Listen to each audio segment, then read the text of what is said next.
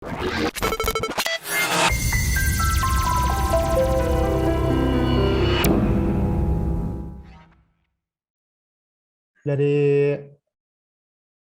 Facebook, grup Facebook.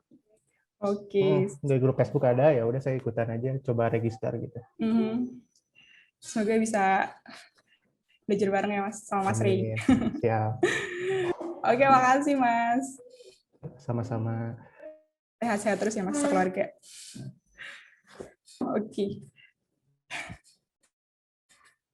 Buat teman-teman yang lain, apa kabarnya nih? Semoga baik-baik aja dimanapun posisinya ya teman-teman. Semoga kita bisa belajar banyak juga dari sini. Oke, from Karin. Baik Kak, Karin mau ngobrol dong. Karin bisa ngobrol nggak nih? Pengen denger suaranya Karin. Kak Karin atau Karin? Oh, lagi di luar. Oke. Mulai pada banyak yang masuk ya. Halo Mas Arif, apa kabarnya? Baik, Mbak. Bisa open cam nggak nih, Mas? Oke, halo Mas Arif, apa Halo. kabarnya? Baik-baik, Baik ya. terima kasih ya. Mas Arif sekarang lagi di mana nih, Mas, posisinya? Di Salatiga, Mbak.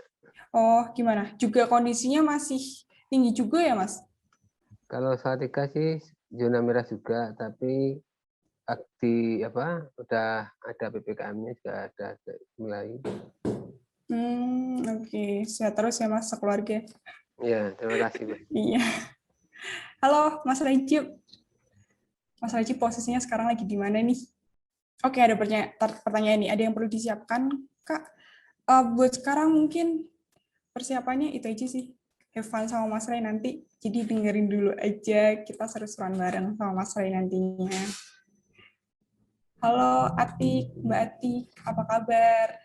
Oke nih, Mas Dini bisa ngobrol nggak?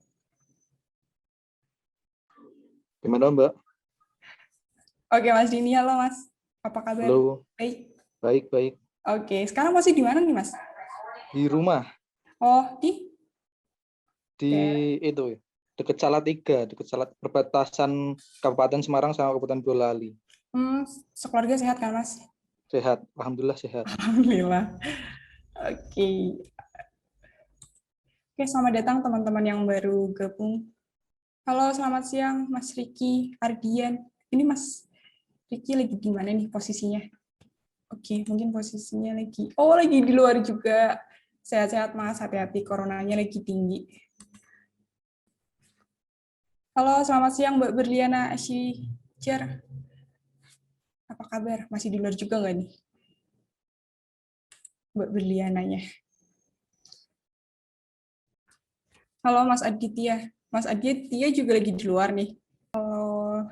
Oh, banyak yang lagi di luar ya, rata-rata. Ini yang lagi stay di rumah. Tetap stay di rumah, guys. Untuk yang di luar tetap jaga kesehatan. Tetap jaga jarak ya. Oke, selamat datang teman-teman yang baru gabung. Oke, aku pengen ngobrol sama Mas Fatur. Mas Fatur lagi di luar nggak nih? Halo, bisa on cam nggak nih? Ngobrol bentar dong. Belum mandi, Kang, Mak. Oh, oke. Sehat-sehat ya di rumah? Alhamdulillah, Kak. Oke. Kakak sehat juga, Kak. Alhamdulillah sehat. Mbak Nopi, ini sekarang posisinya kuliah kah, kerja kah, atau masih sekolah? Aku kuliah semester 1, Kak. Oh, maba. Informatika juga. Oke. Iya.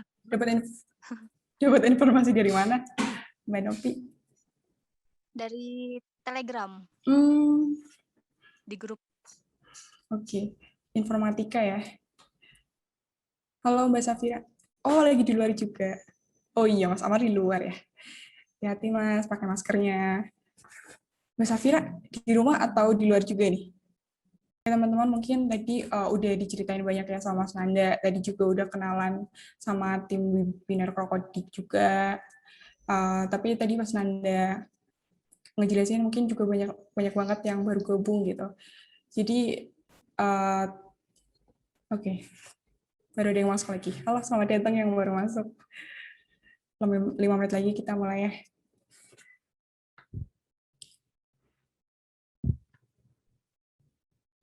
Sebelumnya mungkin bisa dokumentasi dulu, bisa on cam.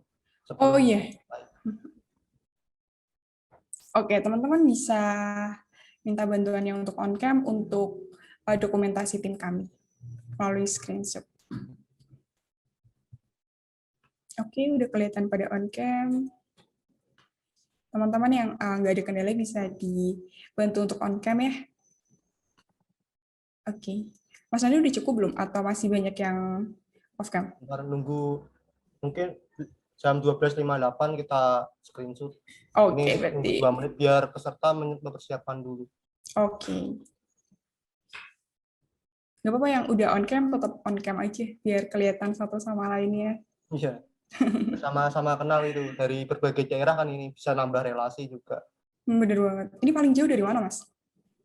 Ada yang dari Papua, kemarin saya lihat domisilinya.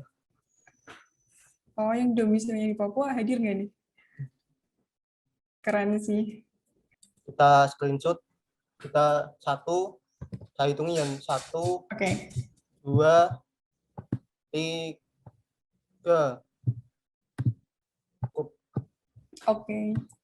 Banyak nih yang baru join. Halo, selamat datang semua yang baru join. Nanti kita kenalan lagi ya. Cek tes. Masuk. Halo Mas Ari, masuk. Oke Mbak Aldia. Oke. Halo Mas Ari. Halo. Apa kabar? Baik. Di posisi di mana nih Mas? Aku di Semarang. Oh di Semarang. Iya. Kita orang Semarang berarti Mas. Orang Semarang. Baru pulang sih. Baru pulang. Iya, kemarin dari Jakarta. Dari? Resign dari Jakarta sih. Oh. Balik lagi ke Semarang ya Mas? Iya, balik Semarang. Ya semoga sehat-sehat terus di Semarang. Amin, amin. Makasih. Iya, makasih Mas. Selamat datang yang baru datang. 1 menit lagi kita mulai ya. Oke, udah jam 1 tepat. Aku mulai ya. Halo, selamat siang semua teman-teman. Saya Adria Niksa sebagai moderator yang akan mengikuti jalannya dari awal sampai akhir selama webinar. Saya juga mewakili tim dari webinar Krokodik mengucapkan terima kasih telah mengikuti acara webinar yang bertema At First Glance into React Native Development. Nah, teman-teman, semoga sehat selalu dimanapun teman-teman berada. Jadi mungkin tadi sebelum jam 1 atau sebelum teman-teman join, dari Mas Nanda, salah satu tim kami udah ngobrol banyak nih tentang web Krokodik sendiri. Nah, aku mau ngejelasin sedikit sih tentang web Krokodik gitu. Buat teman-teman yang belum dengar atau misalkan lupa, aku jelasin lagi ya. Jadi web Krokodik ini merupakan webinar gratis yang diselenggarakan oleh Krokodik dan rencananya akan diselenggarakan setiap bulan sekali. Nah, sebenarnya web Krokodik ini tuh apa? Webinar Krokodik sendiri ini apa sih? Webinar Krokodik ini sendiri merupakan kelas trial yang durasinya jauh lebih singkat daripada kelas premium yang nantinya juga akan diselenggarakan oleh Krokodik. Nah, jadi selama webinar Krokodik ini nanti speaker kami, Mas Ray, itu akan membahas basic-basic tentang React Native. Oke, teman-teman. Jadi aku tadi udah singgung tentang kelas premium. Sebenarnya kelas premium itu apa sih dan kenapa saya mewakili tim sangat-sangat merekomendasikan teman-teman semuanya untuk menginvestasikan ilmu di kelas premium sendiri. Nah, sebenarnya teman-teman, kelas premium ini akan diselenggarakan selama 4 kali dalam sebulan, di mana rinciannya adalah seminggu sekali dan setiap pertemuannya itu memakan waktu 4 jam, jadi sekitar 16 jam teman-teman akan belajar di kelas premium itu. Dan selama mengikuti kelas premium sendiri, teman-teman nanti akan disediakan grup khusus dengan mental expert kami dan juga dengan fasilitator untuk konsultasi dan juga berkomunikasi di situ. Nah, selain itu teman-teman, di kelas premium sendiri, teman-teman akan mendapatkan sertifikat training yang dikeluarkan oleh perusahaan Krokodik.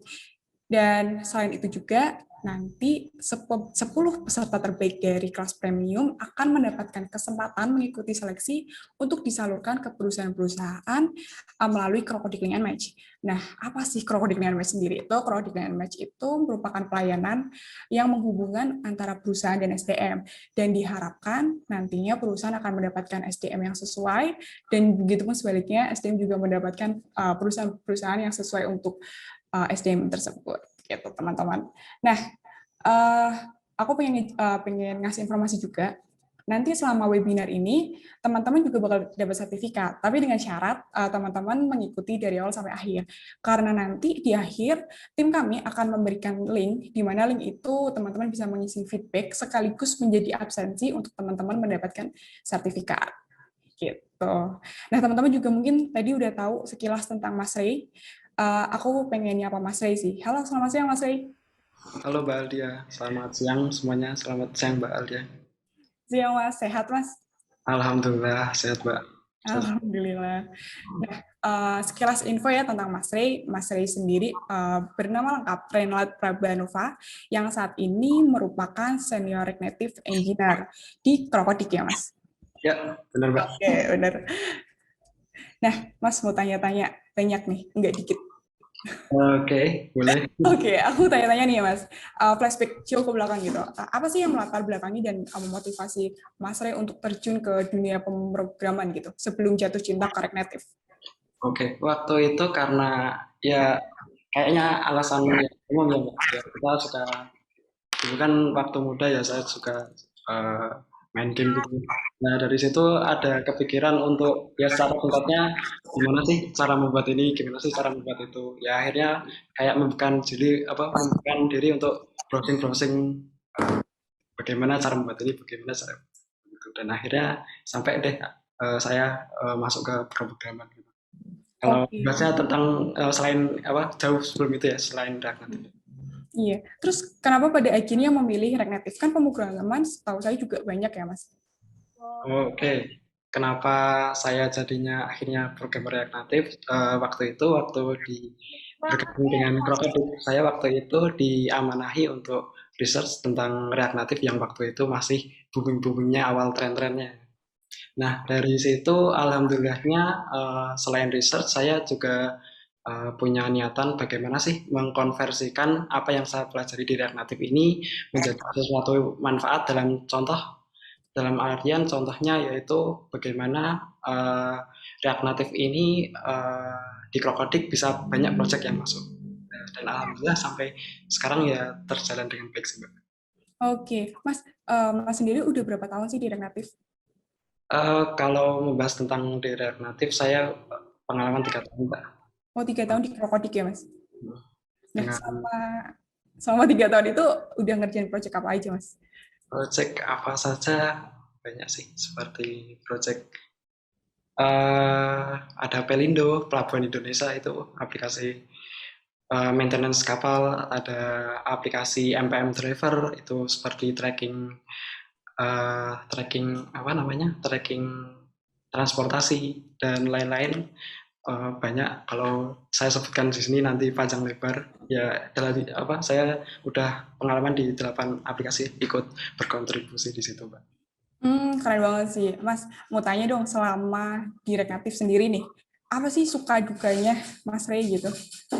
Suka dukanya itu waktu itu karena di Krokodik waktu itu tahun 2018an awal tuh, karena semuanya di sini programmer native semua ya, iOS dan Android ya. Waktu itu dukanya sih harus belajar otodidak, riset sendiri, terus mencoba-coba sendiri. Dan ya alhamdulillah itu nggak butuh waktu lama sih, sekitar 2 bulan aja saya kayak mencoba membuktikan diri kalau pakai React Native itu bisa.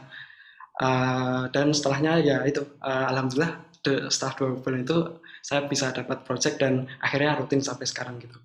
Dukanya itu. Kalau untuk sukanya ya karena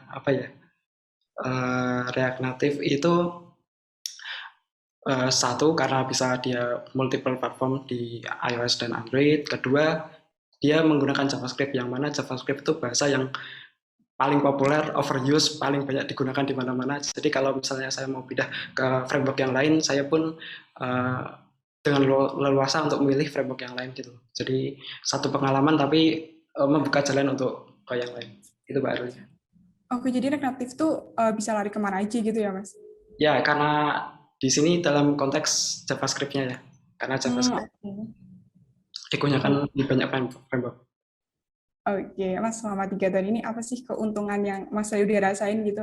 Share ke teman-teman, mungkin teman-teman kayak, wah keuntungannya banyak, ikut deh gitu. Ya, kalau keuntungannya dalam segi apa, Mbak? Dalam segi pekerjaan atau dalam segi teknis React Native-nya? Selama Mas menggeluti React Native aja gitu, apakah jadi lebih gampang pemrogramannya atau gimana? Saya lebih ke poin yang tadi sih, Mbak. Lebih ke karena implementasi JavaScript itu bisa di mana saja. Jadi dengan belajar React Native, selain saya belajar tentang mobile aplikasi, saya juga bisa nih di luang waktu saya bisa belajar web.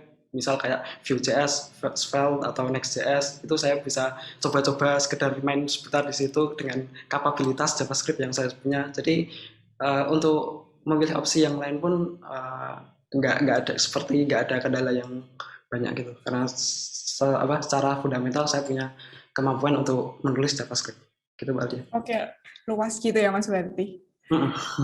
Oke, makasih Mas Ray. Oke, buat teman-teman, sebelum kita udah kenalan nih sama Mas Ray, udah ngobrol juga, mungkin teman-teman udah punya persepsi nih kayaknya Mas Ray orangnya enak nih buat ngajarin bareng-bareng gitu. Nah, sebelum masuk ke sesinya Mas Ray, aku juga pengen ngingetin lagi tentang kelas premium. Tapi nanti aku bakal bahas lebih panjang di akhir sesinya Mas Ray ya, setelah sesinya Mas Ray gitu. Nah, Mas Ray kayaknya udah nggak sabar ya buat cerita dan share banyak hal ke teman-teman. Jadi, oke deh, aku bakal ngasih sesinya ke Mas Ray buat teman-teman. Semoga bisa menikmati pembelajaran dari Mas Ray, sharing-sharing bareng Mas Ray. Silahkan Mas Ray.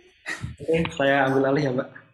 Oke, ini saya share screen. Apakah kelihatan screen saya? Kelihatan ya? Oke, sudah Mas. Oke, kita mulai. Giliran saya. Oke, bismillahirrahmanirrahim. Saya ucapkan selamat datang di webinar React Native Crocodic Training yang pertama. Assalamualaikum warahmatullahi wabarakatuh. Hello, perkenalkan lagi, saya Renal Pabanova. Saya iOS dan React Native Engineer di Crocodic. Sebagai informasi saja, saya alhamdulillah pengalaman 3 tahun dengan telah ikut di proses produksi 8 aplikasi project React Native yang berbeda.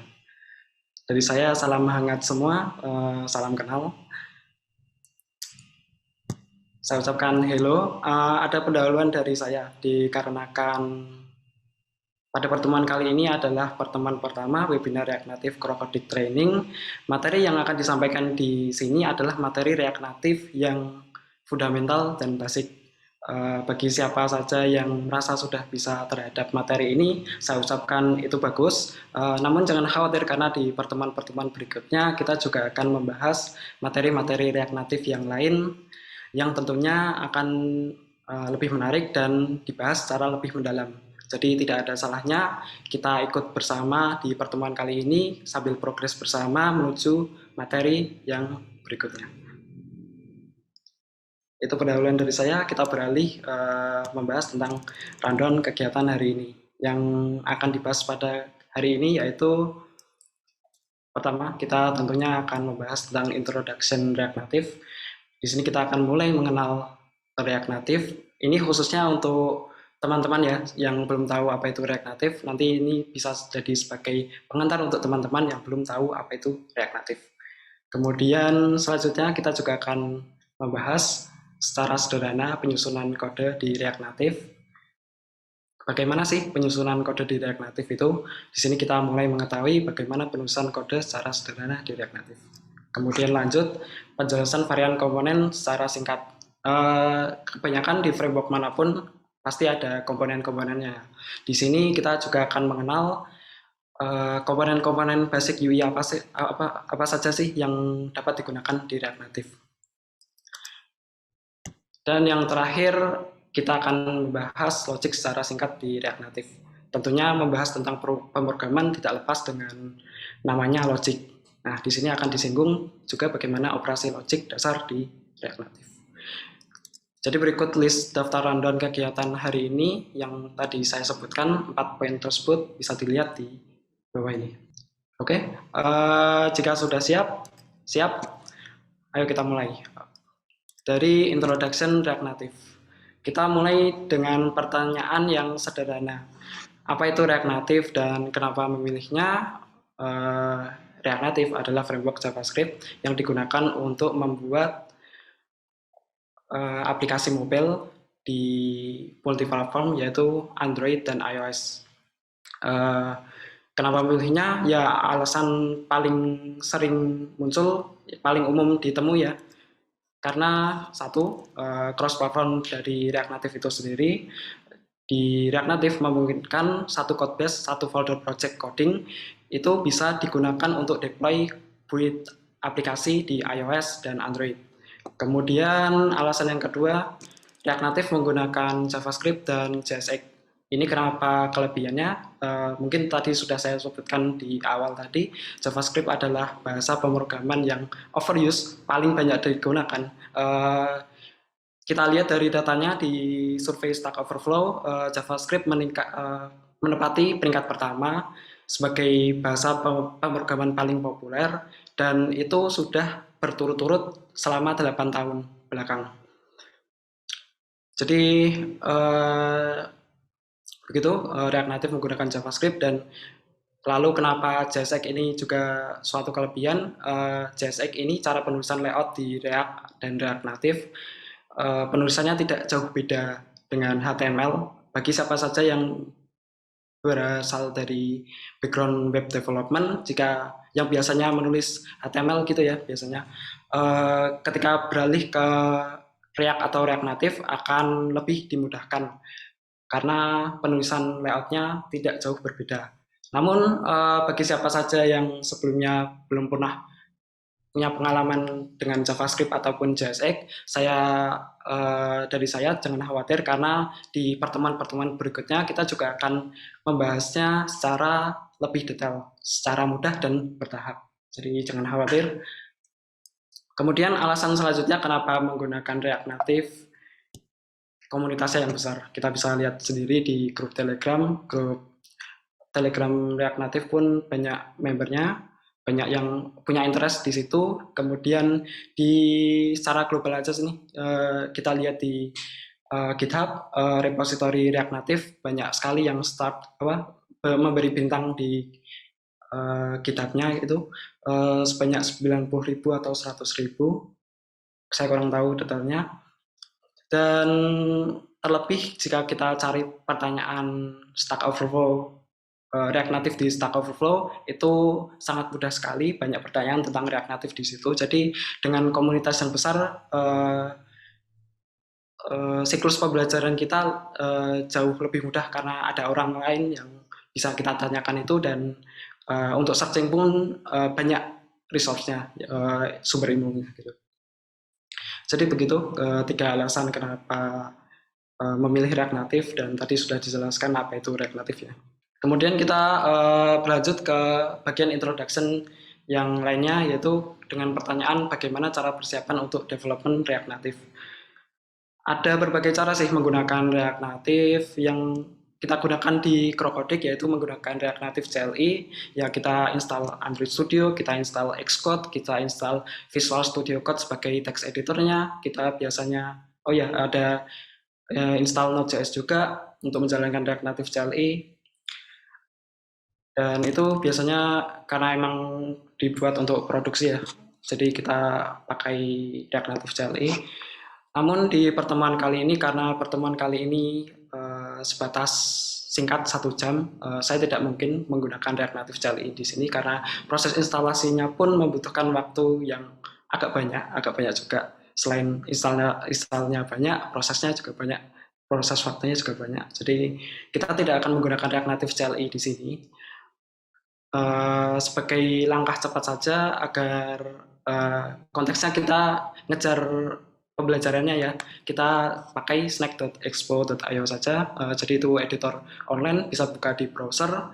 Teman-teman bisa membuka browser, kemudian ketik snack.expo.io.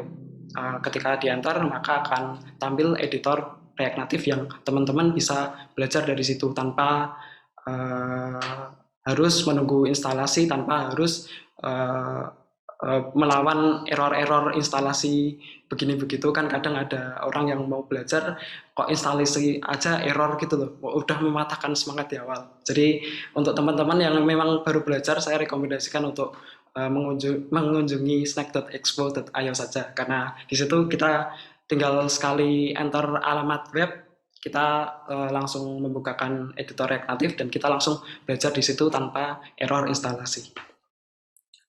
Oke, begitu mengenai introduction bagaimana cara persiapan untuk development React Native. Kali ini kita nggak siap apa-apa, kita cukup pakai snack.expo.io saja. Konteksnya untuk pembelajaran lebih cepat ya, lebih cepat dimulainya. Kemudian kita mulai setelah introduction kita membahas teknis penyusunan kode sederhana di React Native bagaimana sih. Nah, kita exit presentasi ya, kita menuju ke editor. Oke, sebelumnya mau tanya nih, apakah yang tak tampilan di sini fontnya terlalu kecil atau masih bisa terbaca? Terbaca ya? Lihat ya. Oke, jadi ketika kita buka snack.expo.io akan tampil 3 panel, yaitu yang kiri struktur folder project-nya, kemudian di tengah kode yang sedang kita buka, kemudian yang di sebelah kanan ada preview, bisa pakai simulator iOS, bisa pakai emulator Android ataupun React Native Web. Oke, jangan dilihat rumitnya ini terlebih dahulu karena kita tidak akan pakai ini, kita hapus saja. Kita akan mulai bersama-sama dari codingan yang kosong. Jangan khawatirkan error di samping kanan, itu karena kode kita masih kosong, dia nggak tahu mau menampilkan apa sih. Oke, di sini kita membahas tentang itu ya, penyusunan kode sederhana di React Native. Jadi untuk membuat satu layar di React Native, kita perlu membuat kelas. Ketikkan saja kelas, kemudian namai kelasnya apa. Misal karena ini app.js ya, saya namakan sesuai filenya saja, kelas app. Kemudian kelas ini perlu menggunakan komponen React. Kita import dulu, karena menggunakan komponen React kita perlu import library React-nya. Di bagian atas bisa ketikkan import modul React from library React. Ketik React. Baru setelah kita import, kita bisa gunakan ke kelas app ini ya. Kita kelas app extends menggunakan extends react.component. Oke, begitu cara membuat kelas di React. Namun di sini di proses utama aplikasi ini dia import app.js ya. Sedangkan di app.js kita belum ekspor biar proses utama tahu nih apa yang akan kita tampilkan. Nah, di kelas app ini kita perlu ekspor default ini agar kita ekspor default kelas ini agar bisa dibaca oleh proses utama aplikasi React ini. Kemudian setelah kita berhasil membuat kelasnya penulisannya seperti ini. Export default class, nama kelasnya extends react.component diikuti kurung kerawal buka tutup. Kemudian kita perlu nih merender sesuatu. Nggak mungkin kan di satu layar kita nggak nampilin sesuatu. Nah, kita perlu yang namanya fungsi render. Cara penulisannya ketik saja di dalam kelas ini ya. Ketik render kemudian diikuti kurung buka tutup, kemudian setelah kurung buka tutup ini ada kurung kurawal ya, ketik kurung kurawal buka tutup. Kita berhasil membuat fungsi render, namun kita perlu memberi nilai balik ke render itu sebuah layout tampilan. Caranya memberi nilai balik layoutnya yaitu dengan mengetikkan return, yang mana artinya memberikan nilai balik. Nah, di kurung buka tutup, kemudian kita beri nilai baliknya dengan layout JSX. Nah, sebelum kita melayout, kita kan perlu import komponen yang mau digunakan apa. Di bawah sini, setelah import track ya, kita perlu import komponennya. Import kurung kurawal buka tutup, kemudian from React Native. Oke, kenapa yang atas itu tidak ada kurung kurawal buka tutup dan kenapa yang bawah ada kurung kurawal buka tutup? Saya zoom in ya, biar lebih jelas dulu. Kita fokus ke kodenya. Karena di import React ini kita hanya mengimport satu modul, yaitu kita hanya import React-nya saja. Tidak ada multiple modul, tidak perlu import multiple modul di bagian sini ya. Sedangkan dari React Native kita bisa import multiple modul, jadi lebih dari satu komponen kita bisa import dari sini. Misal seperti ini. Kita import text dan kita import komponen view. Nah, kegunaan kurung kurawal ini yaitu digunakan untuk mengimport lebih dari satu modul dalam satu library. Sedangkan untuk mengimport satu modul dari satu library cukup seperti ini aja, tanpa kurung kurawal buka tutup. Jadi untuk di React Native, karena ini banyak modul, kita importnya seperti ini. Oke, yang komponen yang akan kita gunakan yaitu komponen view. Jadi untuk teks ini sementara dihapus saja.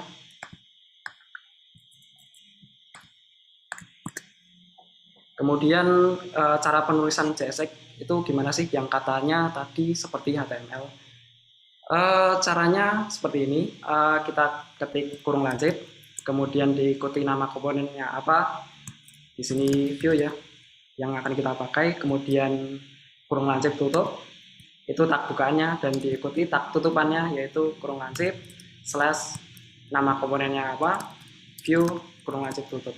Nah, singkatnya seperti ini. Kita berhasil memberi nilai balik layout ke render satu view, tapi view-nya ini belum kita styling apa-apa, belum kita beri style apa-apa. Jadi dia hanya menampilkan view kosong putih.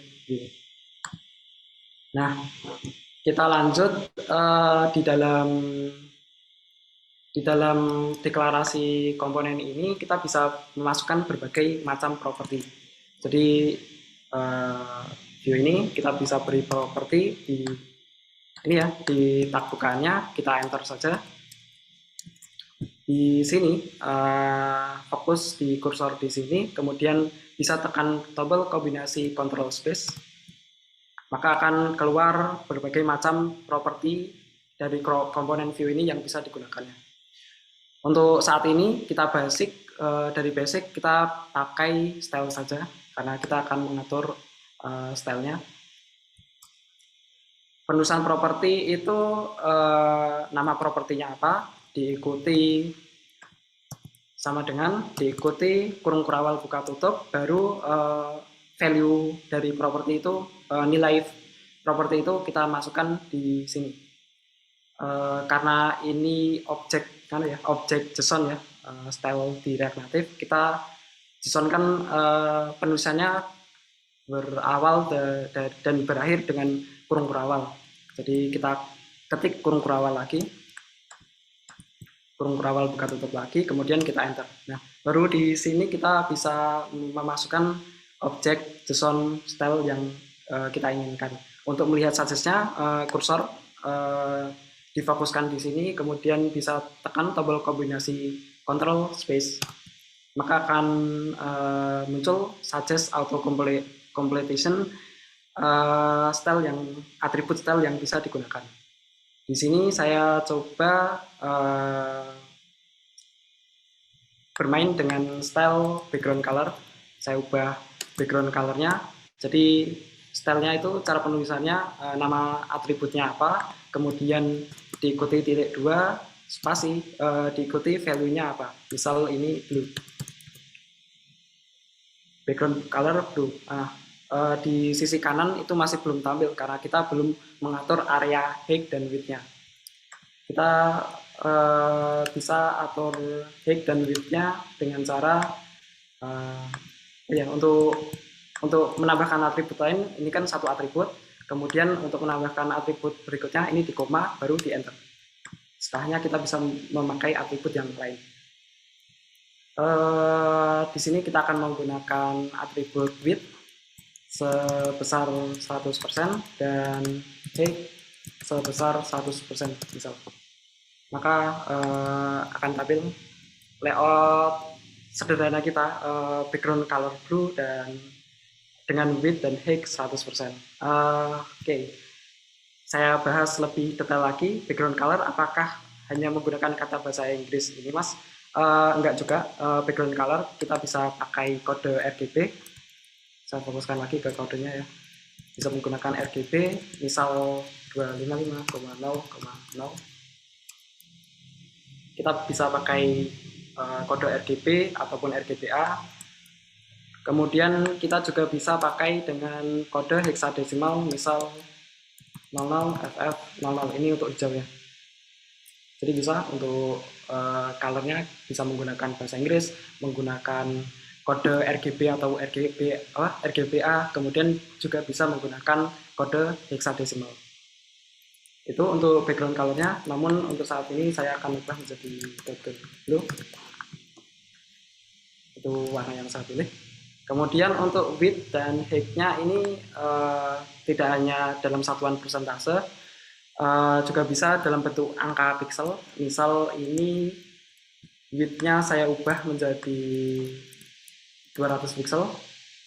Jadi ini tadi kan 100% penuh ya, ini saya ubah menjadi 200 pixel, jadi seperti ini. Height-nya juga bisa dalam bentuk angka gitu, misal ini saya ubah menjadi 300 pixel. Jadi ada dua opsi, memakai persentase atau memakai angka bilangan gini untuk mendefinisikan pixel. Kita kembalikan, saya ingin ubah kembali ke dalam satuan persentase, yaitu menggunakan width dan height 100%. Ada cara lain sih, pakai flexbox, tapi itu mungkin di pembahasan berikutnya karena itu perlu dikaji lebih dalam lagi bagaimana cara penggunaan flexbox.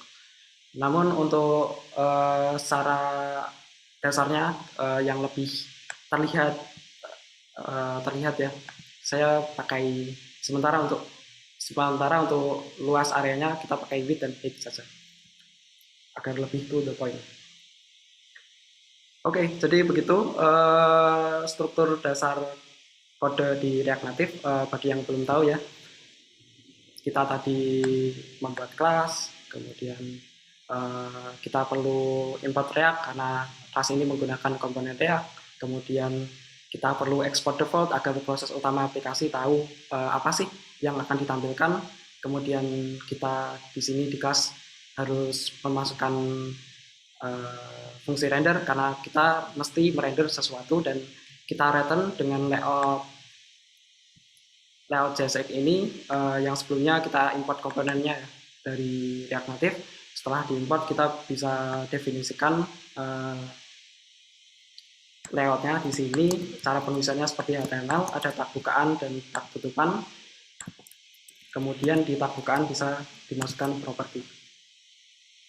Itu untuk struktur dasar kode di React Native. Kita lanjut ke bagian yang selanjutnya, kita akan membahas tentang penjelasan varian komponen React Native secara singkat. Dalam aplikasi tentu saja akan ada banyak penggunaan variasi komponen UI. Mari perkenalan komponen fundamental pada React Native secara singkat. Banyak sekali sih komponen React Native yang bisa digunakan. Namun untuk keperluan pengenalan, saya akan mengenalkan ke komponen yang dasar-dasar yang paling sering digunakan saja ya. Di sini kita akan membahas tentang komponen view. View tadi sudah dipaparkan di demonstrasi tadi, yaitu digunakan sebatas untuk membuat satu area view. Kemudian kita juga akan membahas tentang image, text input, dan traceable. Kita demonstrasi secara mudah bertahap satu persatu. Kita mulai dari image.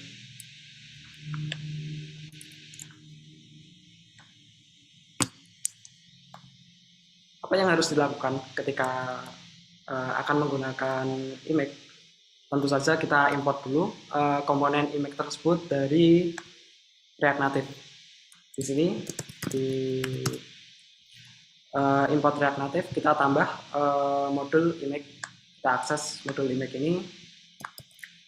Setelah kita import, baru di sini kita bisa layout image di sini.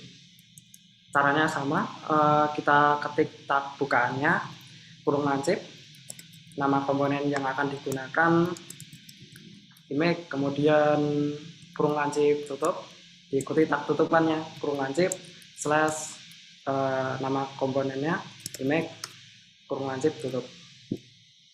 Oke, belum tampil apa-apa karena tentu saja kita belum mengatur style image ini seperti apa, belum mengatur sumber gambarnya dari mana. Kita mulai beri style pada image ini. Caranya sama, di tab bukaan ini kita enter. Kemudian di sini kita bisa memasukkan properti image yang akan digunakan. Untuk melihat success-nya seperti tadi yang sudah saya bilang, bisa dengan tekan tombol kombinasi Control Space. Di situ akan muncul rentetan properti image yang bisa digunakan. Kita akan pakai properti yang style.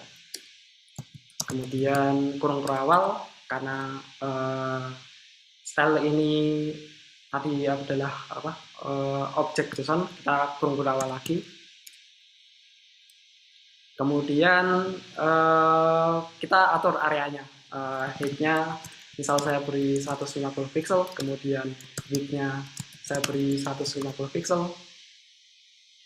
Masih belum muncul karena kita belum menampilkan gambar apa-apa. Sementara saya beri background color putih gitu ya, white. Maka akan tampil area image yang bakal ditampilkan.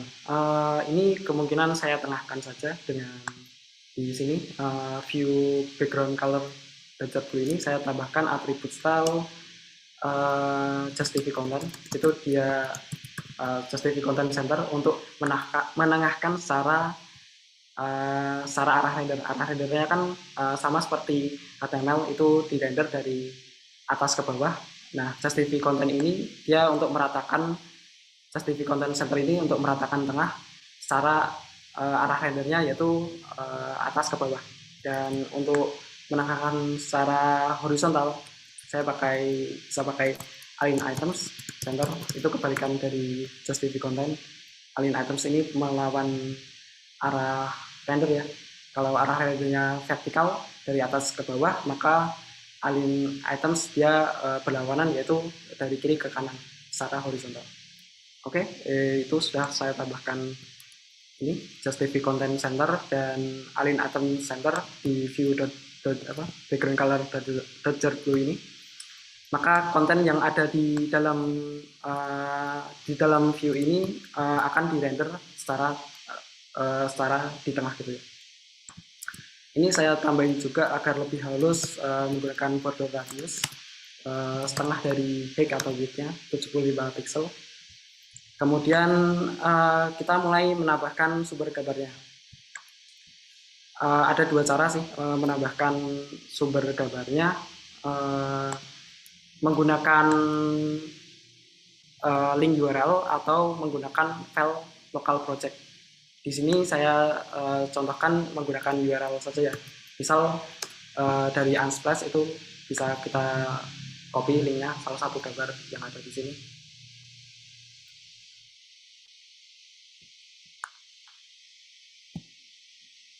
pilih salah satu gambar, kemudian copy image address. Di sini kita tambahkan properti di bukaan image, tambahkan properti yang namanya source, kemudian sama dengan diikuti kurung berawal, kemudian karena ini sama objek JSON, kita kurung berawal lagi, kemudian kita beri atribut URI, kemudian titik 2, baru kita masukkan linknya di sini, petik-petik, baru paste di sini. Maka dia akan menampilkan gambar dari link yang kita berikan. Ini saya perhalus lagi, saya beri border width sebesar 4 pixel dan border color lebih. Oke. Saya menambahkan border width-nya, tepinya 4 pixel dan mewarnai bordernya itu dengan warna putih. Oke, begitu untuk penggunaan komponen image ya. Contohnya seperti ini, kita menampilkan gambar rounded ini dengan frame border ini. Lanjut,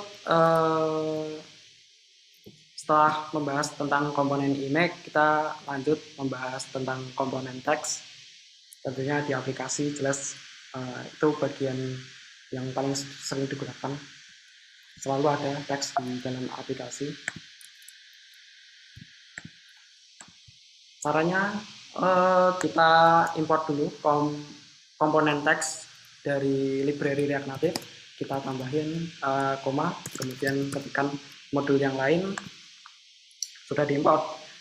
Lanjut di bawah image ini ya, di bawah image ini, setelah tag tutupan image ini, baru kita layout lagi teksnya. Caranya sama seperti HTML, kurung lancip buka, kemudian nama komponennya teks, kemudian kurung lancip tutup, itu tag bukanya diikuti tag tutupannya, kurung lancip buka slash teks kurung lancip tutup. Nah, di dalam teks ini kita masukkan teks yang akan ditampilkan, misal seperti ini, our first app, maka akan tampil teks. Tentunya tidak akan saya biarkan seperti ini saja, saya akan styling, beri style di teks. Caranya saya tekan-tekan lagi, caranya sama, untuk memberi properti di tag bukaan ini di enter saja, kemudian di dalamnya sini kita bisa control space untuk melihat suggest properti yang bisa digunakan. Kita pilih property style, kemudian sama dengan kurung berawal lagi karena ini adalah objek JSON. Kemudian ini saya ubah menjadi warna putih. Kemudian tulisannya akan saya besarkan dengan atribut concise ya, concise, misal 24. Kemudian saya tebalkan dengan menggunakan font weight. Itu ada pilihannya, bisa dipilih ini dari ketebalan 100 atau ketebalan 900. Saya pakai yang bold aja. Kemudian teks ini agak sedikit aneh karena terlalu menempel dengan image di atasnya. Saya beri margin top jarak ke atas sebesar 20 pixel. Oke, begini. Untuk penggunaan teks sederhana sih. Kita cukup import dari library React Native, kemudian kita deklarasi layoutnya, tag bukaan dan tag tutupan, kemudian di tengahnya ada kata teksnya ya yang akan ditampilkan. Kemudian untuk styling tinggal ya menggunakan property style dan masukkan value style yang akan diimplementasikan. Begitu. Kita udah berhasil menampilkan teks. Selanjutnya tinggal dua lagi, text input dan pressable. Text input, kita beralih ke text input. Kita import dulu modul text input dari React Native untuk bisa digunakan. Iya, ada suggest-nya. Setelah diimport dari library React Native, kemudian kita bisa gunakan di sini. Caranya pun sama seperti HTML. Kurung lancip, nama komponennya apa, kemudian kurung lancip tutup untuk tab bukanya, dan seterusnya. Seperti ini. Masih belum terlihat karena belum ada stylingnya. Kita beri stylenya width 80% gitu ya. Width 80%, kemudian pakai background color juga white. Kemudian kita beri placeholder, yaitu ketika belum ada ketikan dia akan menampilkan teks apa gitu. Placeholdernya misal username, maka akan tampil placeholder username. Di sini saya akan beri padding jarak ke dalam agar mempercantik saja sih. Padding sebesar 20 pixel. Oh, terlalu banyak. 10 pixel. Oke, gini. Kemudian saya beri border radius agar tepinya lebih halus. Misal 4 pixel. Oke, 8. Oke, 4 ya. Dan agar tidak terlalu dekat dengan title ini ya, saya beri margin top jarak ke atas sebesar 20 pixel. Oke, input bisa digunakan ketika dia belum ada ketikan, dia akan menampilkan placeholder username. Ketika dia sudah diketik, dia akan menampilkan tulisan apa yang kita ketik. Kemudian untuk input password seperti apa, ya kita copy paste saja agar lebih cepat. Jaraknya saya dekatkan, margin topnya 10 pixel karena ini sama-sama input ya. Kemudian placeholdernya saya ubah menjadi password. Dan biasanya di input password itu ketika kita mengetik sesuatu, ini kan inputnya disembunyikan ya, disamarkan. Itu bisa kita dengan memakai yang namanya property secure text entry. Kita sama dengankan, kita beri kurung kawal, di sini value-nya true. Jadi secure text entry true. Maka input ini ketika kita mengetik sesuatu, value-nya akan disembunyikan. Gitu.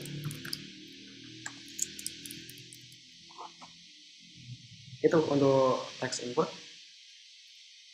Dan terakhir, komponen yang paling sering digunakan yaitu button pressable. Itu bagaimana?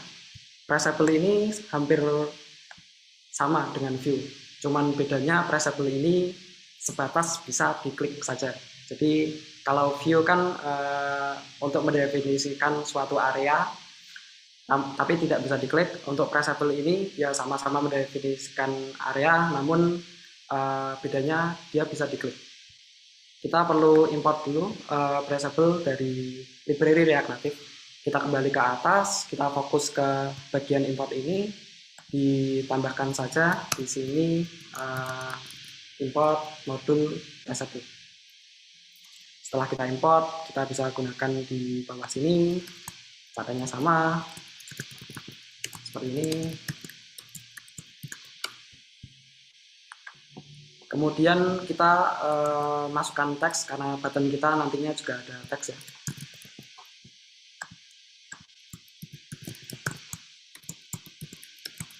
Di dalam button ini nanti akan ada teks yang menampilkan teks login. Oke, buttonnya masih belum terlihat. Kita beri styling pada button pressable ini. Kita beri property style sama dengan kurung perawal 2 kali. Kemudian ini object stylenya kita beri background color, misal green. Kemudian saya beri width-nya 100%. Oh, sama dengan input di atas ini. 80%, kemudian saya beri jarak ke dalam sebesar 20 pixel, terlalu banyak 10 pixel. Kemudian kita beri margin top agar dia tidak berdekatan dengan input ya. Saya beri margin top sebesar 50 pixel. Kemudian saya beri border radius agar lebih halus. Buttonnya ini besar 4 pixel. Kemudian teksnya ini kita ubah dengan styling, colornya saya ubah menjadi putih, kemudian font size-nya saya ubah menjadi 16 pixel mungkin. Kemudian saya tebalkan font weight-nya menjadi bold seperti ini, dan tentunya nggak seperti ini. Saya akan tengahkan teks ini menggunakan style pressable align items. Saya ubah menjadi center, jadi yang ada di dalam pressable ini dia akan ditengahkan secara horizontal. Oke, jadi seperti ini. Sepertinya margin top 50 terlalu banyak, saya kurangi saja 20.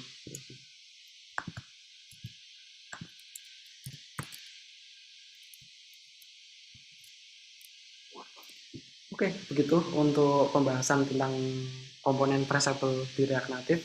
Juga tadi sudah dibahas komponen-komponen yang lain juga ya, view, image, text input, dan pressable. Sebenarnya masih banyak sih komponen di React Native yang bisa digunakan. Cuman dengan keterbatasan waktu, saya bahas yang fundamental dan basic yang mana yang bakal sering digunakan. Jadi mohon maaf karena keterbatasan waktu ya. Jadi yang saya bahas sebatas 5 komponen ini. Kita lanjut ke pembahasan logic secara singkat di React Native itu seperti apa sih? Jadi ada secara dasar ada 2 ya, conditional di logic conditional di React Native yang akan saya sampaikan di sini. Oke, kita membahas dari conditional UI dulu sebelum kita membahas conditional secara program. Jadi skemanya begini, misal ketika username masih kosong atau password masih kosong, login ini tidak berwarna abu-abu. Namun ketika semuanya sudah diisi, dia berubah menjadi warna hijau. Kita perlu membuat variabel state untuk menyimpan apa yang kita ketik ya. Cara pembuatan state itu bagaimana? Oke, di sini di kelas app ini di bawahnya kita ketikkan state, kemudian disama dengankan objek kurung kerawal buka tutup ya. Baru di sini kita bisa membuat atribut state apa sih? Kita akan menyimpan username dan password, maka kita akan membuat state username untuk menyimpan data username ya. Username terus koma, diikuti atribut yang lain yaitu password. Kita juga akan menyimpan password. Kemudian kita titik 2 diikuti value-nya apa, karena di saat proses awal masuk aplikasi kan input ini kan masih kosong ya, jadi di sini default value-nya saya beri petik kosong, string kosong, jadi masih belum ada teks apa-apa. Oke, selanjutnya fokus ke teks input username ini. Kita perlu menyimpan nih apa yang kita ketik di teks input ini ke dalam state. Caranya di sini ada properti yang namanya onChangeText. Itu dipanggil ketika input ini dia berubah teks. Jadi ketika dia berubah teks, dia akan memanggil properti ini, dan di properti ini kita ketikan function gitu ya. Function dia akan mempunyai value yang baru, kita ketik new value gitu, kemudian diikuti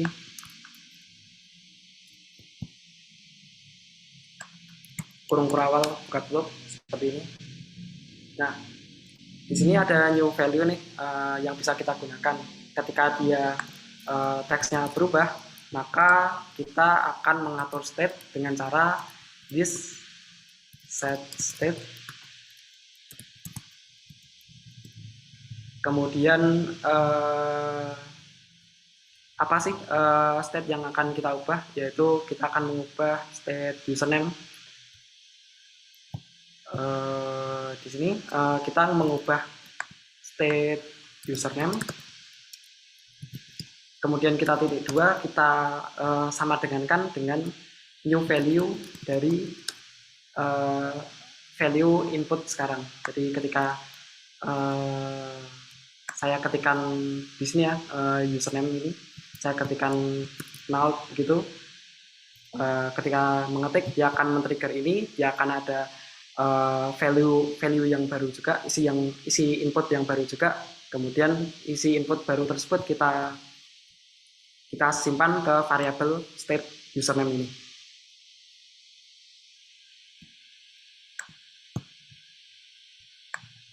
Jadi begitu untuk menyimpan teks, menyimpan input value ke dalam sebuah state, memakai property onChain text, kemudian kita atur di set state-nya apa yang ingin dirubah, kemudian kita samakan dengan new value tersebut. Untuk password kita copy paste saja di sini di input password. Bedanya yang kita atur adalah state password. Baru setelah kita punya dua data tersebut, data inputan username dan password ya, kita bisa melakukan logic di sini. Misal ketika belum ada isinya, dia berwarna abu-abu. Ketika sudah ada isinya semua, dia akan berwarna hijau. Oke, begitu. Kita fokus ke traceable ini, kita fokus ke background color ini ya. Background color ini ya di sini setelah tanda titik 2 ini kita masukkan kondisionalnya di sini. Kita ketikkan state username dengan cara this state username, lalu kita cek dengan operasi sama dengan apakah state username ini kosong, petik-petik, kemudian kita buat operasi logic OR, atau ketika this state dot password juga kosong. Nah, ketika username kosong atau password kosong, maka tentu kita akan menampilkannya dengan warna abu-abu. Kemudian jika tidak, titik 2, kita akan menampilkannya dengan warna hijau. Ini operasi logiknya ya. Username sama dengan kosong, atau password sama dengan kosong. Kemudian di tanda tanya, jika iya, dia ambil value yang kiri, yaitu gray ini. Jika tidak, titik 2, dia akan mengambil value yang sebelah kanan ini, green. Kita coba, ini masih kosong dan password masih kosong, dia berwarna abu-abu. Namun ketika maaf, ini seperti ini, fungsi di onCheck text. Jadi ada kurung buka tutup, new value-nya di sini, kemudian di arah panah kurung kurawal, baru kodenya dimasukkan di sini, kode menyimpan state-nya. Kita menggunakan arrow function. Yang kata function tadi cukup diubah menjadi arah panah di sebelah sini, sebelah sini aja. Oke, sudah bisa. Jadi gitu. ini logiknya ya, background color itu sama dengan kan ketika username kosong atau password kosong, dia ambil gray. Ketika tidak, dalam artian keduanya sudah diisi, dia akan ambil warna hijau. Oke, kita berhasil implementasi conditional UI tersebut.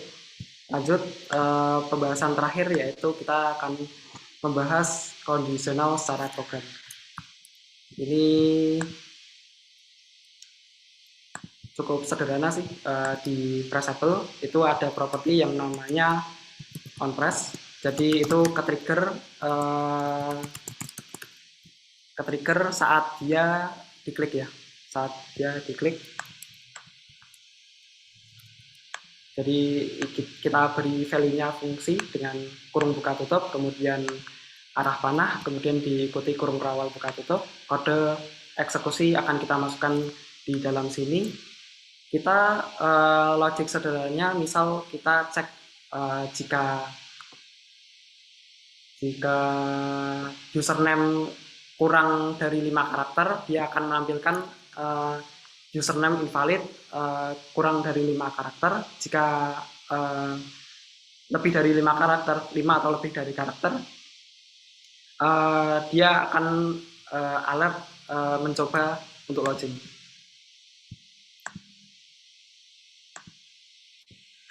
Caranya, logik di sini kita menggunakan if else, if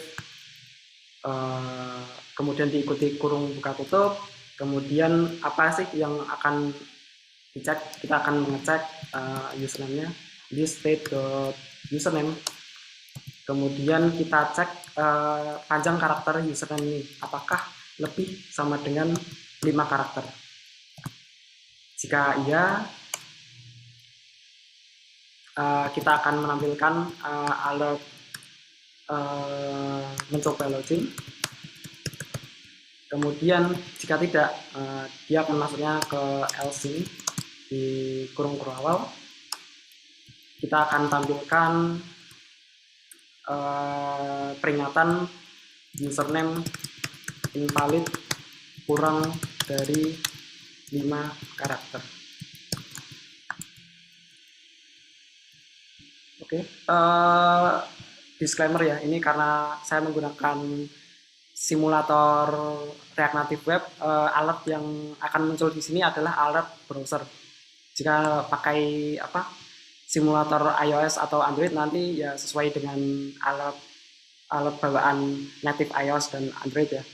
Karena ini saya kebutuhannya agar bisa cepat, karena ini simulator ini mesti menunggu giliran. Saya langsung pakai simulator web saja.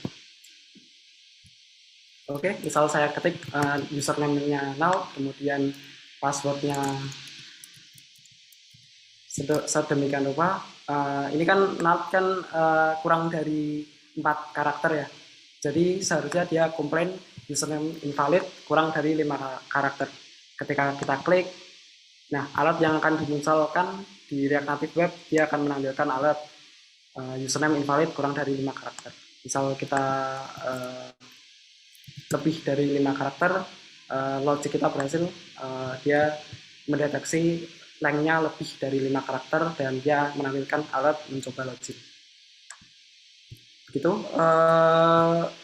logik secara sederhana di React Native. Untuk UI seperti ini, implementasinya untuk ini ya, merubah warna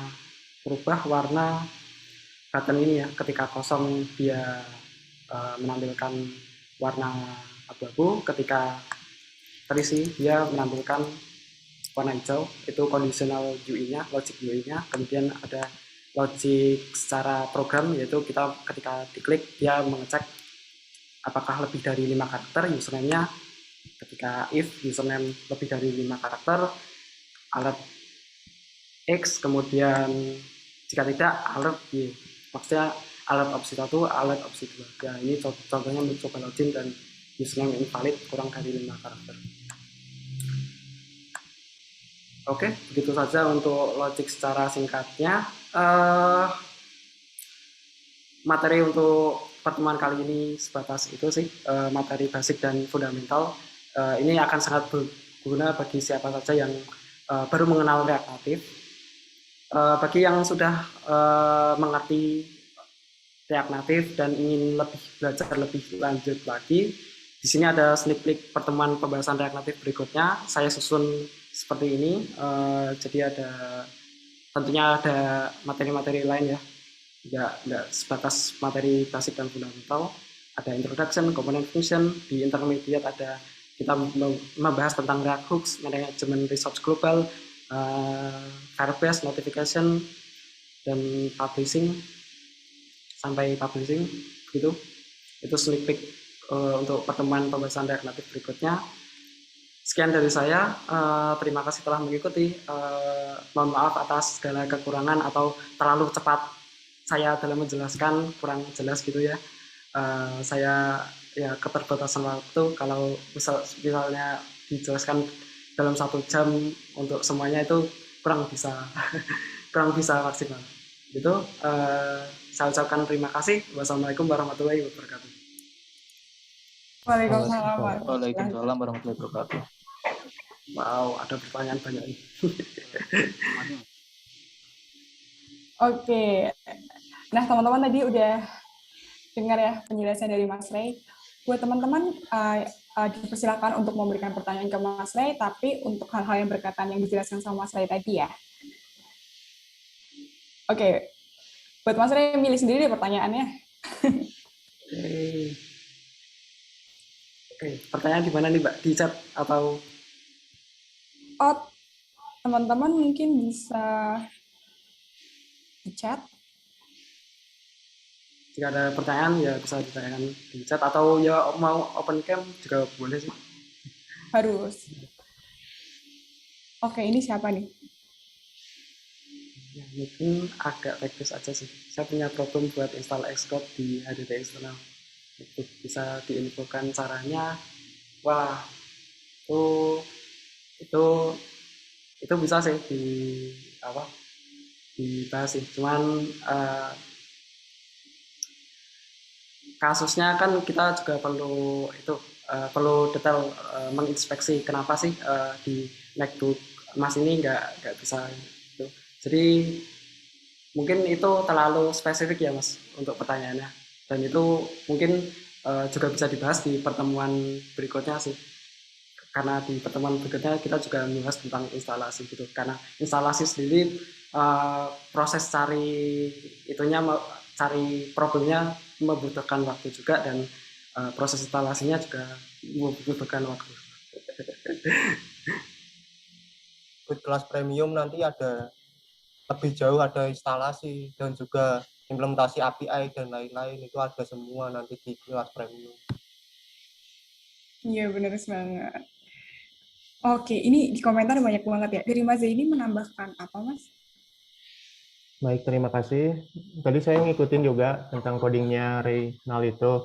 Tadi kan ada logic setara UI dan logic setara fungsi ya. Nah, itu kan tadi setara fungsi ketika username-nya lebih besar dari 5 mencoba login, kalau kurang dari 5 invalid, kurang karakter. Nah, itu menurut saya ada yang kurang logiknya gitu. Jadi kalau bisa ya itu walaupun warnanya abu itu masih bisa diklik ya kan, harusnya dicek juga itu. Jadi kalau kosong dan kosong ya nggak berfungsi gitu si presable-nya. Tapi kalau misalkan dia tidak kosong baru berfungsi masuk ke kondisi yang tadi dibuat. Itu sih tambahan dari saya. Mungkin karena waktu juga sejam jadi kurang itu. Benar Mas, tadi ada properti yang namanya disable gitu ya Mas. Betul, jadi saya ada disable. Kalau kosong kan tadi katanya kalau input kalau udah diisi bisa berfungsi. Tapi kan dia on press-nya walaupun gray sekarang masih bisa berfungsi gitu. Jadi dari saya tambahan itu. Jadi harus ada validasinya juga, kalau lagi gray ya diklik nggak bisa gitu. Tapi kalau udah warna hijau diklik bisa. Itu sih dari saya Mbak Eldia. Terima kasih. Ya, mantap Mas pengawatannya. Saya juga tadi merasa kelewatan itu sih, tapi tergantung terlanjur saya tutup jadi. Iya, nggak apa-apa, waktu juga saya yang sejam juga udah. Sip, thank you ya. Mantap Mas. Oke, makasih Mas Zaini. Lanjut ke dari Mbak Mira, ada maaf mau nanya Mas, apakah dengan menggunakan perintah seperti yang Mas buat tadi bisa kita membuat sebuah aplikasi enggak Mas? tentunya bisa Mbak, karena pembelajaran React Native ini membahas tentang development aplikasi ya. Jadi dengan ya ini saya membahas secara dasarnya. Dari kita mencoba dasarnya, kita bisa step up membuat aplikasi yang utuh. Itu jangan dipikir kompleks lah, Mbak. Dalam artian kita pikirkan apa yang akan kita buat. Setelah ada idenya, kita bisa mulai bertahap implementasi dari yang kecil-kecil. Jadi saya bilang bisa sih, sangat bisa, karena memang kita di sini belajar tentang pembuatan aplikasi. Ada pertanyaan lagi? Mungkin ya teman-teman ada pertanyaan lagi, satu pertanyaan terakhir. Pertanyaan terakhir ini Mbak.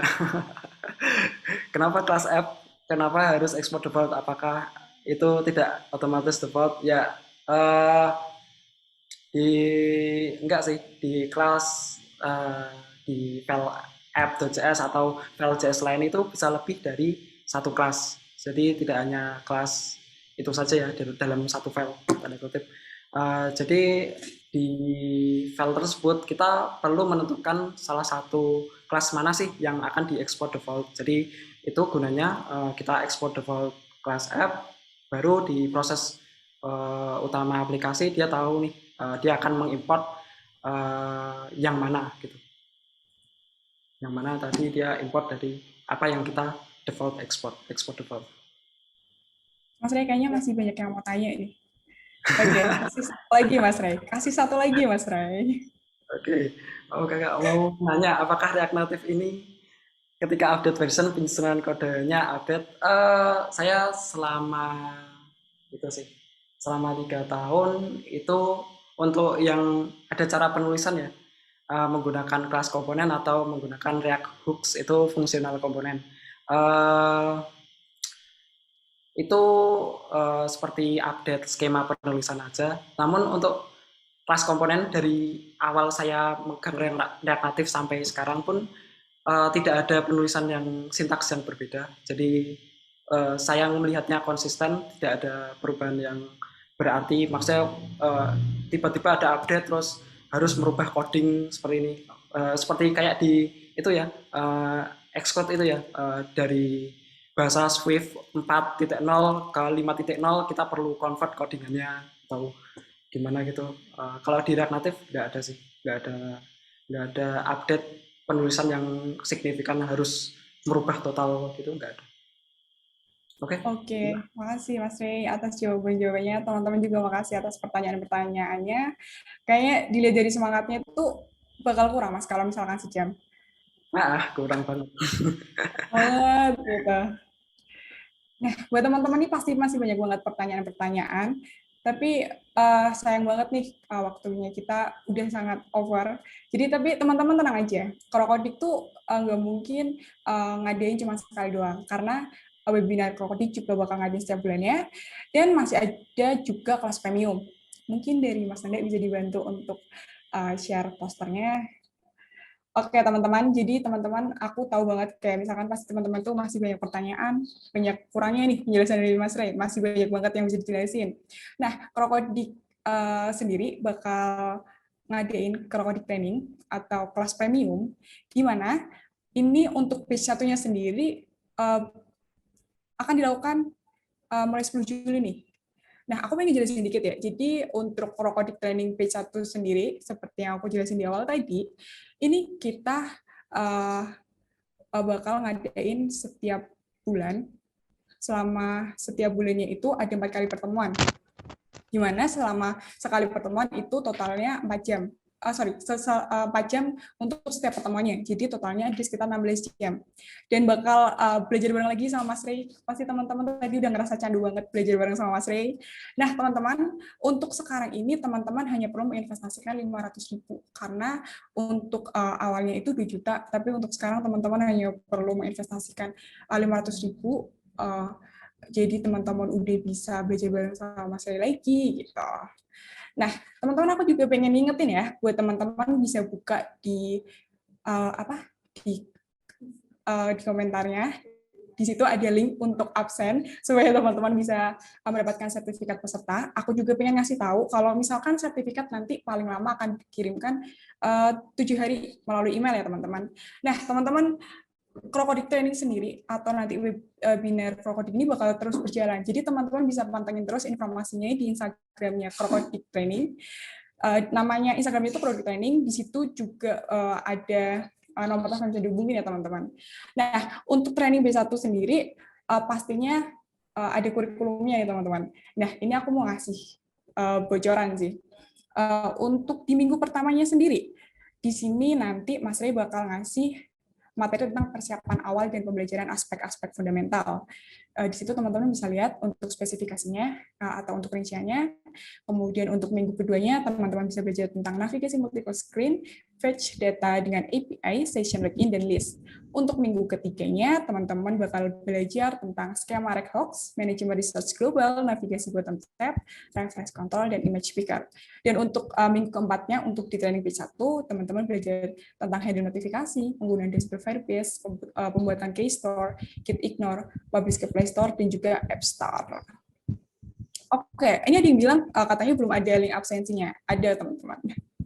Nah, jadi ini contoh itu ya, teman, sertifikat training dari training Krokodik Training sendiri. Oke, teman-teman bisa dicek di kolom chat, itu udah ada linknya. Oke, ini. Oke, itu di-share lagi ya teman-teman untuk absensinya sendiri. Teman-teman bisa ngasih feedback. Mungkin tadi juga ditambahin juga apa yang perlu ditambahin nih sama webinar juga gitu.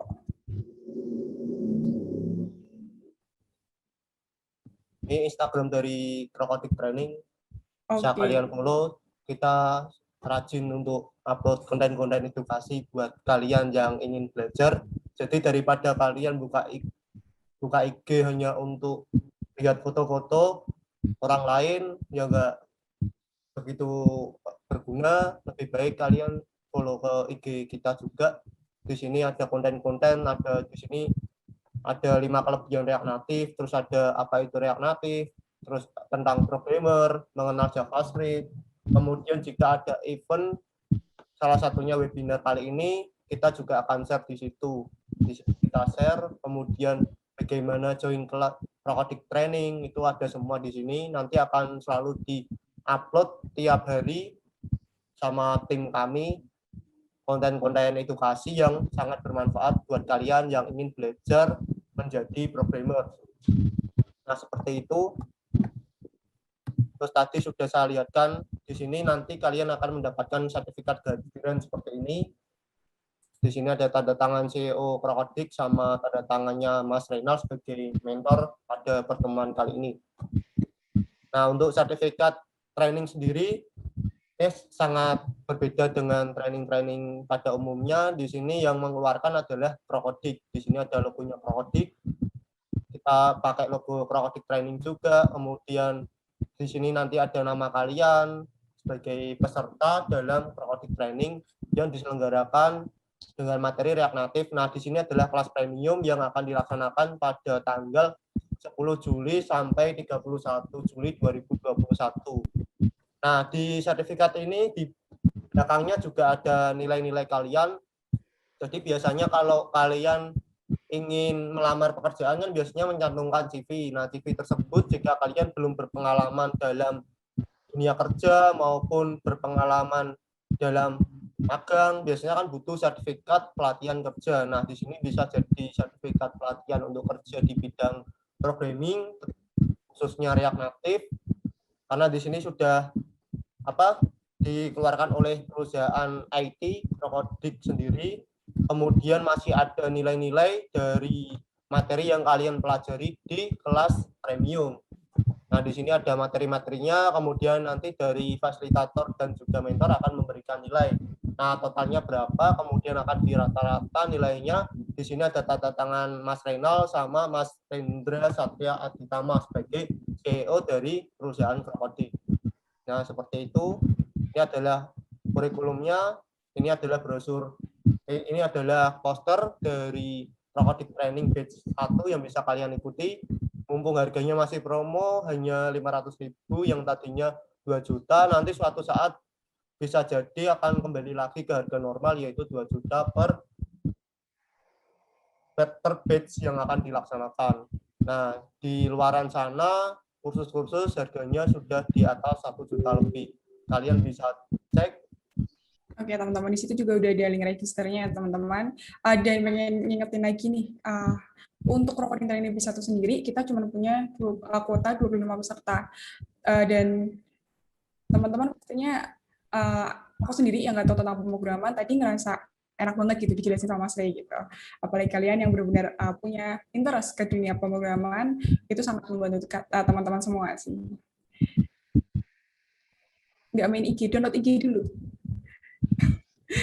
Oke, jadi teman-teman, buat ngingetin lagi, biar nggak ketinggalan informasi tentang Krokodik Training, kalian bisa follow Instagramnya Krokodik Training, karena di situ bakal setiap hari update terus. Di situ juga ada informasi-informasi tentang pemrograman, juga nanti misalkan ada webinar-webinar lagi, dan Krokodik Training selalu diupdate di situ juga.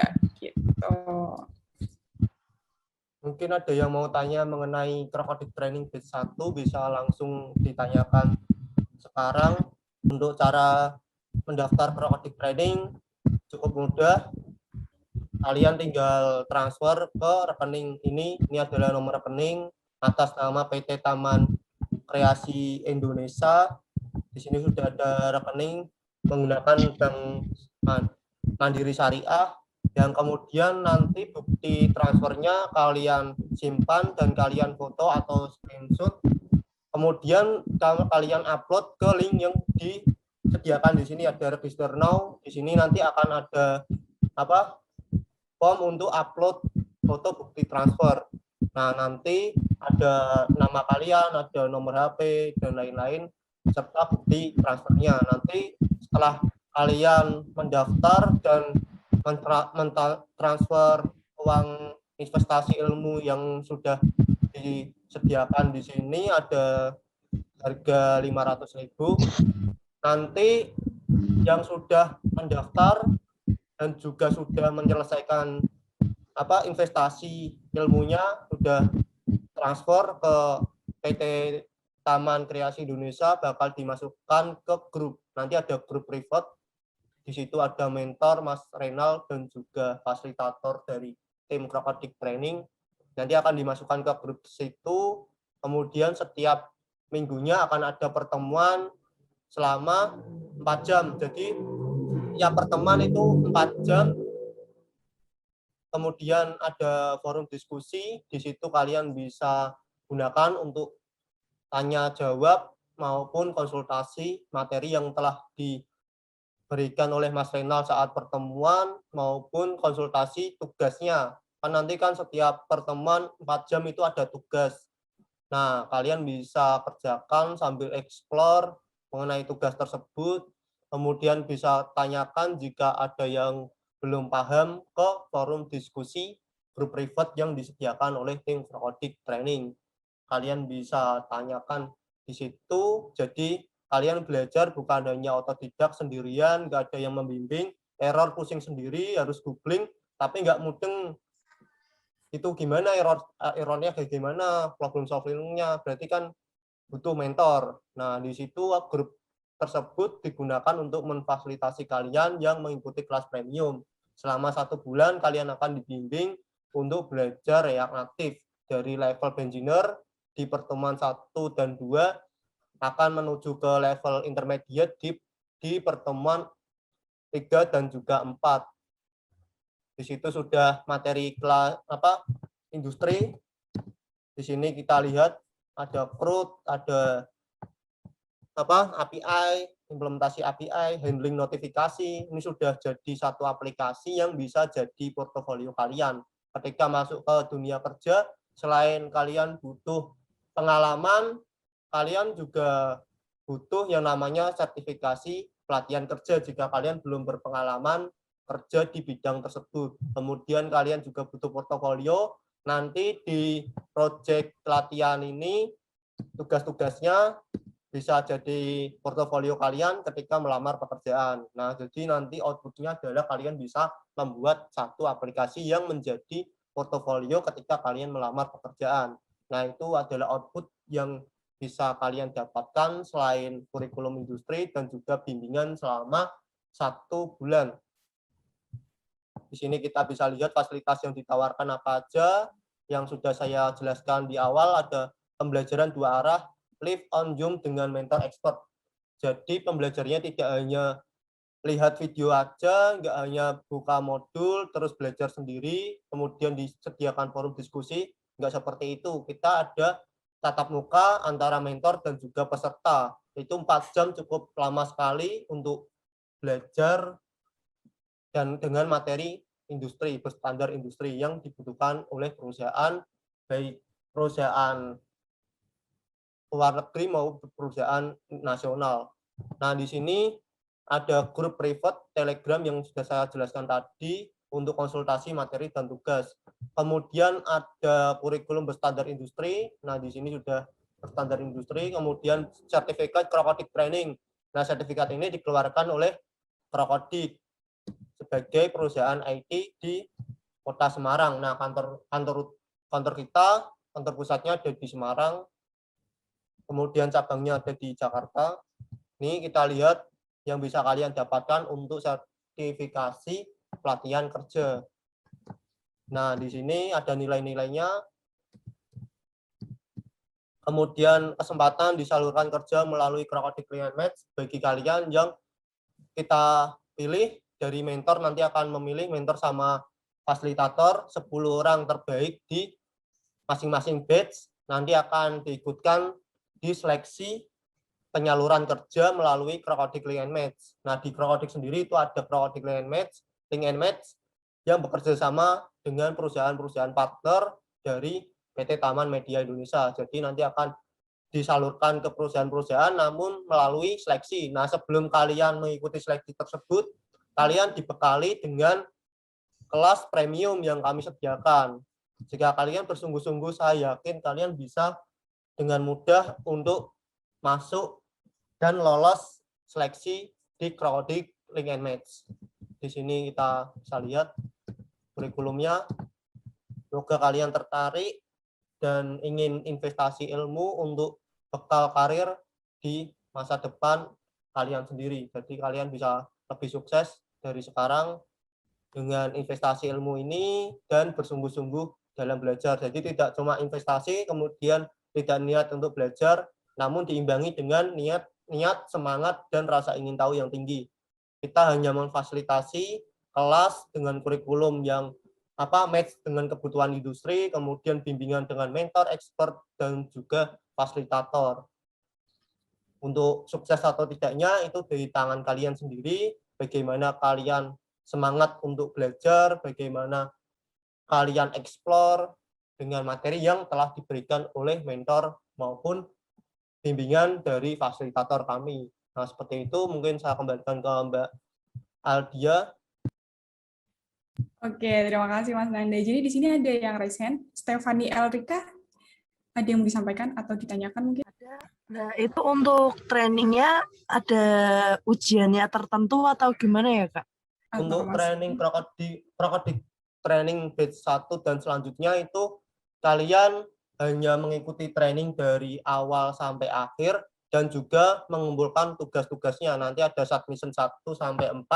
Jika kalian mengerjakan submission itu dengan baik, bahkan ada di submission 4 itu kan final project. Kalian sudah berhasil membuat satu aplikasi dari project submission 1, 2, 3 itu berkelanjutan sampai 4 itu jadi satu aplikasi, dan juga kalian mengikuti setiap pertemuan setiap minggunya itu ada 4 jam kalian mengikuti dari awal sampai akhir. Kemudian submission-nya juga mengumpulkan, kemudian aktif bertanya di grup, itu nanti sudah dapat sertifikat pelatihan untuk dimasukkan ke CV kalian. Jadi kalau mau kerja itu kan butuh pelatihan juga kan, pelatihan kerja, butuh portofolio. Ya itu tugas kalian di submission 1 sampai 4 itu bisa jadi portofolio. Oke, cukup Mas Nandi jawabannya?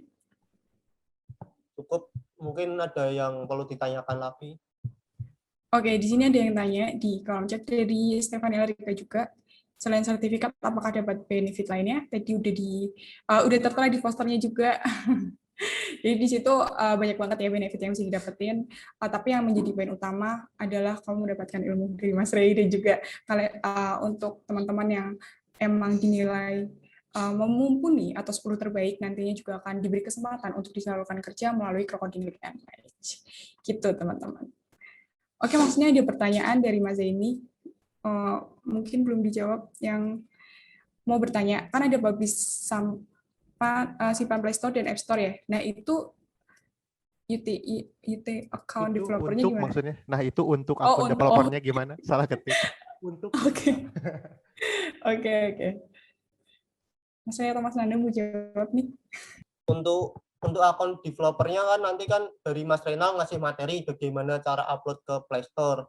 Nah, nanti dari peserta jika kalian ingin praktek, kalian bisa beli akun developer dulu. Kalau enggak ya tahu dulu lah ilmunya. Nanti kalau sudah punya akun developer, sudah bisa membuat aplikasi dari yang diajarkan Mas Renal, nanti bisa diupload ke akun developer kalian karena kalian sudah menguasai ilmunya. Karena yang penting itu ilmunya dulu, baru nanti bisalah untuk upload sendiri kalau misalkan sudah punya akun developernya. Kalau dari Mas Renal mungkin karena sudah developer di Krokadik udah lama, pasti punya untuk akun developernya. Buat pembelajaran bisa biar kalian itu tahu dulu bagaimana cara upload ke Play Store, bagaimana upload ke App Store. Itu seperti itu mungkin yang bisa saya jelaskan. Oke, Mas. Mas, ini ada pertanyaan lagi nih. Apakah untuk masuk kelas premium harus punya basic di CS? Mungkin tadi udah tak singgung di awal ya. Bagi yang mengenai CS dan CSX itu bagi yang background-nya web developer atau seterusnya mungkin bisa terbantu karena lebih mudah. Bagi yang belum punya pengalaman di JavaScript maupun di CSX, tenang saja di materi berikutnya kita juga akan sama-sama belajar. Kita akan belajar secara mudah dan bertahap. Jadi menurut saya nggak perlu itu sih. Modal keinginan aja dan keinginan juga pengen tahu gitu ya. Kita akan coba belajar bersama di materi berikutnya. Balik ke Oke, terima kasih Mas Ray jawabannya. Oke, teman-teman, kayaknya kita udah sangat-sangat terlalu menikmati ya webinar kali ini.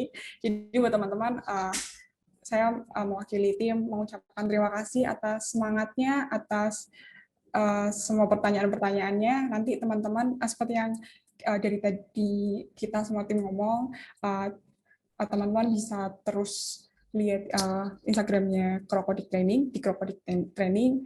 Juga semoga teman-teman akan kembali belajar bersama Mas Ray. Teman-teman bisa ikutan Krokodik Trainingnya. Insyaallah. Oke, buat teman-teman makasih yang udah mengikuti dari awal sampai akhir. Juga udah mengisi link yang udah dibagikan sama tim kami. Saya mewakili tim mengucapkan mohon maaf apabila ada kekurangan. Dan sampai bertemu di Krokodik Training Pitch 1, tanggal 10 Juli. Selamat siang. Selamat siang, makasih ya Krokodik, Baldia, semuanya. Oke, terima kasih Mas Zaini. Terima kasih atas teman kali ini. Terima kasih. Sebenarnya di sertifikat itu sudah ada tanggalnya, ada tanggal 10 sampai 31 Juli. Biasanya kalau sertifikat pelatihan itu kan butuh durasi pelatihan. Nah, di situ udah mencantumkan durasi lebih dari 24 jam. Kan 10 Juli sampai 31 Juli. Karena kalau kita mencantumkan jam pembelajaran, itu sangat banyak sekali kan, kita nggak cuma pertemuan aja di Zoom kan, itu ada grup diskusi aja, itu juga masuk ke jam pembelajaran. Nah, kalian tanya di grup sama Mas Renal, sama fasilitator, itu juga masuk jam pembelajaran. Jadi kita cantumkan di jam, tanggal 10 sampai tanggal 31 itu udah masuk lebih dari 24 jam, masuk syarat jika dimasukkan ke SKPI ataupun untuk pelatihan kerja, sertifikat pelatihan kerja. Kan biasanya kalau kampus butuh SKPI, surat keterangan pendamping ijazah, itu bisa juga, karena yang mengeluarkan sudah perusahaan Krokodik, sudah tidak diragukan lagi, kemudian juga ada nilainya di situ setiap materi, kemudian ada durasinya dari tanggal 10 sampai 31 Juli itu sudah masuk untuk SKPI juga, surat keterangan pendamping ijazah. Oke. Tapi nanti next-nya tetap pasti ada pembaruan-pembaruan ya, Mas? Ya, Tergantung ya nanti masukan bisa dikasih teman-teman. masukan ke kami bagaimana kami bisa menyediakan pembelajaran dan juga apa yang kalian inginkan untuk menjadi engineer, apa bekal kalian yang ingin kalian miliki, itu bisa disampaikan ke kami agar kedepannya Robotic Training itu nggak cuma React Native, tapi juga apa materi-materi yang lain nanti nyusul, karena ini baru pertama kita menggunakan React Native dulu untuk pembelajaran. Kak, untuk tool harus VS Code, Mas Renal mungkin bisa dijawab. Enggak mesti VS Code, mau pakai text editor apa aja nggak masalah sih. Senyamannya teman-teman aja mau pakai text editor pilihan teman-teman. Nggak ada, kalau untuk itu nggak ada patokan harus pakai apa. Kak, nanti berarti trainingnya itu full stack ya? Konteksnya spesifik ke React Native sih, Mas. Di apa? Untuk backend-nya bagaimana, Mas? Firebase? Backend-nya kita sebatas nanti terhubung dengan API yang udah dibikin dari Crocodic aja sih. Kita misal contoh order makanan gitu ya, kita ambil data dari API yang sudah dibuat, API list makanan, kemudian kita nanti memakai API submit order yang sudah dibuat. Jadi nanti fokus pembelajarannya sebatas pembuatan eksklusif di pembuatan aplikasi React Native-nya. Jadi nanti sepertinya belum membahas tentang backend ataupun hal-hal yang lain. Jadi fokusnya di React Native. Oh, tapi kedepannya mungkin ada bakal bikin kelas yang misalkan fokus ke backend-nya nggak? Mungkin dari tim ada rencana untuk itu, tapi dalam waktu dekat masih belum ada konfirmasi yang fix sih bagaimana. Tapi dari tim ada rencana untuk itu sih. Berarti fundamental. Berarti dia itu fundamentalnya React ya, React Native. Ya, kita di sini membahas khusus spesifik tentang development di React Native-nya sendiri aja sih, bukan full stack. Nah, kalau untuk dari pengalaman Mas Reno, di React Native tuh untuk apa namanya responsifnya itu gimana, Mas? Oke. Apakah dia ada Oke, maaf kurang dengar, Mas. Bisa diulang nih kalimat yang terakhir. Kalau untuk di React Native itu nanti dia bakal diajarin nggak, Mas, soal responsif? Oke, itu nanti ada itu ya. Kita membahas JSX dan tentunya dalam implementasi layoutnya kita juga mungkin nggak dibahas secara apa ya, secara materi sendiri, tapi kita sambil berjalan membuat fitur, kita juga sambil studi kasus nih, layout seperti ini tuh penanganannya seperti apa, layout seperti ini nanti ada penanganannya seperti apa. Jadi sambil kita belajar yang lain, kita juga sambil meneliti layout responsif tuh nanti harusnya bagaimana sih. Bisa ya kan kita ketahui ada device yang kecil, ada device yang besar, ada yang device yang rasionya segini. Nah, gitu kita nanti coba sambil lebih detail juga ke situ sih. Ada concern-nya juga. Ini ada pertanyaan lagi, selain Xcode di Mac ada tools lain nggak buat developing React Native-nya? Xcode itu kayak apa ya? Suatu kewajiban kalau kita mau buat aplikasi iOS ya. Jadi kayak sebatas pembentuk paketnya aja sih, pembentuk paketnya. Tanpa itu untuk sekarang nggak ada pilihan lain sih. Emang dari Apple prasyaratnya gitu. Harus install Xcode untuk bisa buat di aplikasi iOS. Jadi itu wajib sih, Xcode wajib keinstall kalau mau develop aplikasi iOS ya. Tapi kalau mau coba React Native di Android-nya dulu ya, itu ditinggal aja nggak apa-apa sih. Mungkin yang tentang Xcode itu nanti khusus ya, bagi yang nanti nggak kita wajibkan karena case laptop masing-masing kan berbeda. Jadi nanti tetap dipaparkan cara penginstalannya, tetap dipaparkan penggunaan Xcode-nya, cuman dari peserta tidak ada kewajiban untuk harus menginstal ini itu, tapi tetap nanti akan disampaikan informasi mengenai Xcode-nya. Jadi informasi itu masuk, tapi tidak tanpa mewajibkan peserta untuk install.